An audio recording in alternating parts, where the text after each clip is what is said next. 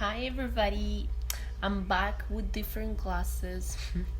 Hey, this video is going to be about how to change the doors on the Omnibeds. Um, it might take a long time to figure out by yourself, but this video will help you to do it. It's very easy to do it, but it saves time. So here, check this out. This is the Omnibed. Use a flat head and remove the cover from both sides. Slide down the retainer. Make sure the springs don't fly away. Just keep sliding it down. Hold the door so it doesn't fall.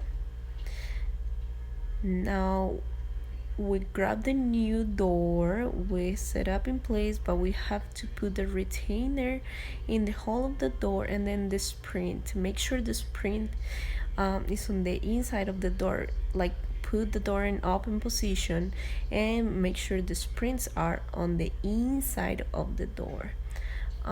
Push that in.